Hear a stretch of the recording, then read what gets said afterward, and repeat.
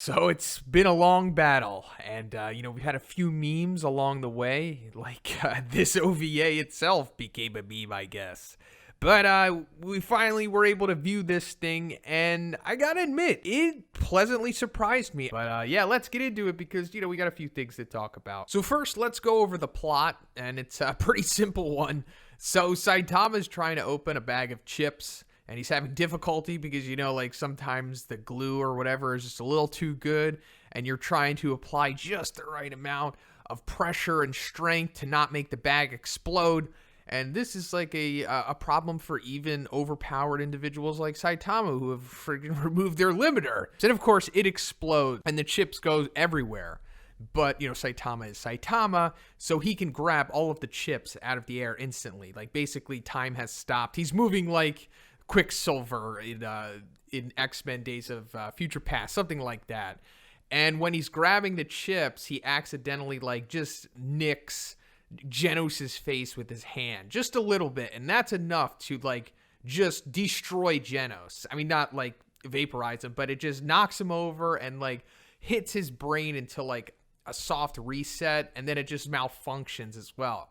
So this is the premise of the episode. Jenos Has Amnesia. I'm pretty sure that's the title of this episode as well.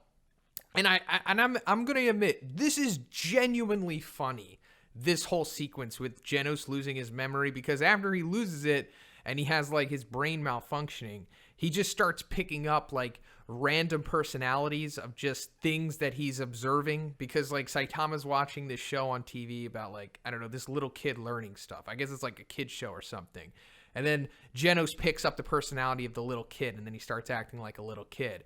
And then he wants to read a manga that Saitama has, and he picks up the manga, and it just so happens to be a Bancho manga, like a metal bat type character story. So now he picks up the personality of a Bancho, like a street tough or a school tough guy in Japan or something. Basically metal bat. And this is probably the funniest moment in this OVA because, first of all, it's hilarious just to see Genos break character like this because he's always playing the straight man. I mean, of course, he does have comedic moments here and there, but usually he's never goofy like this. So seeing him pretty much act like Metal Bat, just a little more assertive and a little more tough, is just hilarious. Seeing his mouth change the way that it does, it's just so unusual to see because we never see Genos do anything like this.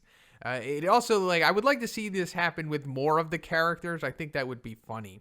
To see more of them, act out of their typical attitude that they have. And then the line delivery of you're my master? No way. Why would I become the disciple of someone who has a face I could draw in 20 seconds? And I think this line is a callback to one of the self-deprecating jokes that one made in either the webcomic or the manga or something. I just remember seeing this joke before made by one where he was talking about how Saitama was so simple to draw, and it was kind of because he was so limited in one was so limited in his drawing abilities. And I don't know, it's just so funny hearing him say that out loud because, it is kind of true. He's not the most complex character. I mean, in his base form. When he gets serious, obviously his caricature gets more complex, but that's just the underlying joke here. And then I like how they come back to it at the end of the episode, when Genos gets his memory back, spoilers, and he's like, so Genos, do I really have a face that only could take 20 seconds to draw? And then Genos is just silent because it's pretty much true, but he can't admit it because he loves Saitama. He's his master. So then Fubuki randomly shows up at Saitama's apartment, and yeah, I know this is kind of typical of her character. That's usually something that she does, but it's interesting just to see it outside of canon because it just makes you think oh, she probably does this all the time. And we never get a reason as to why Fubuki even comes to the apartment. And it's hilarious because Saitama even says himself, he's like, what was she even doing here? So if you're wondering, we could take a guess and we can assume that she's just trying to recruit him to the Fubuki group.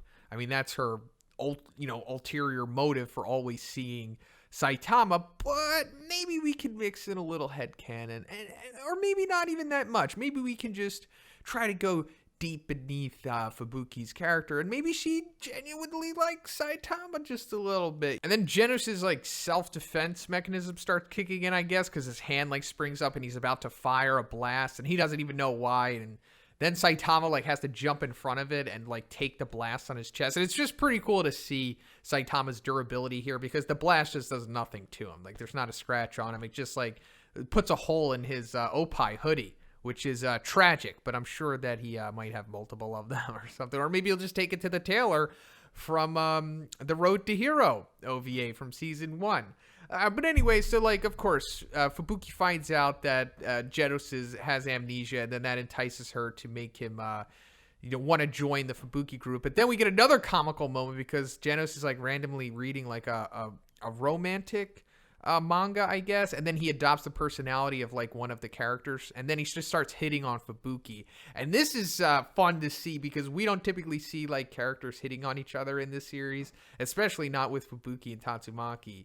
So it's funny to just see Genos be like that, because I don't know, it kind of would be like that in reality. I mean, come on, we joke about it in the community, but come on. So then Fubuki lures Genos to like this warehouse, and she's trying to recruit him to the Blizzard group, but like, I don't know, she attacks him for some reason, I guess. I don't know, maybe trying to show her authority because she knows that he has amnesia, possibly.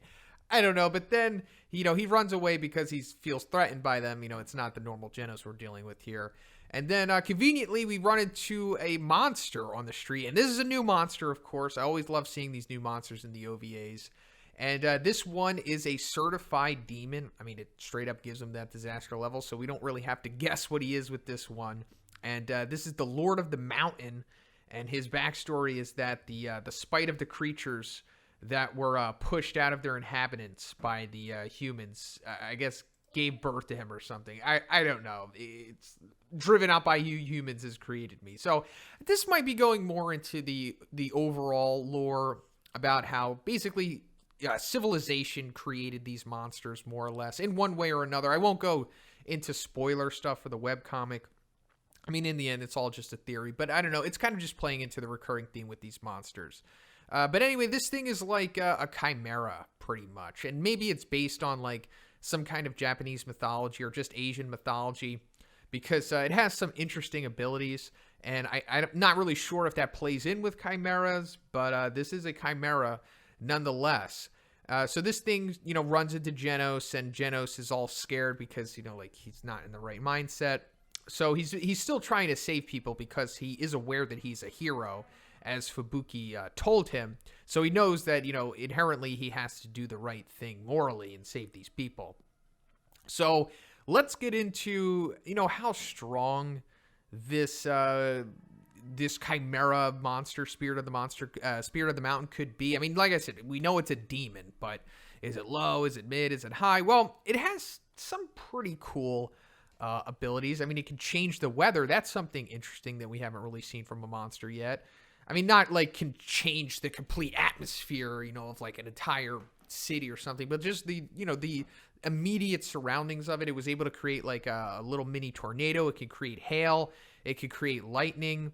So that's pretty powerful, and it eventually like hits Genos with like a lightning punch or something. But also before that, we get some awesome Sakuga. Just for like a little second, like when this monster's fighting Genos in the warehouse. Looks awesome. It's just for a little bit, like I said, but it's nice to just get that rather than getting nothing. It actually looks better than most of the stuff we've seen in just the actual season 2 itself. But anyway, after it hits Genos with like its lightning punch, it like restarts Genos's brain matrix or whatever, and then Genos becomes the true Genos again. So then he starts moving so fast that he's instantly behind the monster, then like grabs its fist, out-muscles it, picks it up, and just one-shots it with like a basic incineration cannon. So I think that tells us right there that this was probably a low demon. I mean, it's Jenos, I would say, is at an ambiguous level of strength in this OVA because he's not G4 Genos and he's not EC Genos. He's kind of just like, I don't know, post season 1 Genos. Even though the continuity of this doesn't really make sense, because if Fubuki is all cordial with Saitama, then it would technically need to be at least G4 Genos, but we're not going to hold it against them. This is just an OVA after all. But yeah, I mean, considering how easily Genos took this demon out, and we've seen him struggle with demons before, I think it's fair to say that this is probably like a low demon. I mean, it was just effortlessly taken out. And I know that had to go in with the plot because this is like Genos' big comeuppance, and we are coming to the end of this OVA, which is only 11 minutes. But yeah, you know, probably like a low demon. Pretty cool design. And then Genos comes back to Saitama, and then we get into what I was talking about with like him asking about the 20-second drawn face comment. Hilarity ensues, and then we come to the end of the OVA. I enjoyed this. I thought it was really funny. It surprised me with the quality of it. I wasn't expecting much coming into this one. I would give this like an 8. Like high 7, 8, somewhere around there. Pretty good. But let me know what you thought about this OVA. Did you enjoy it too?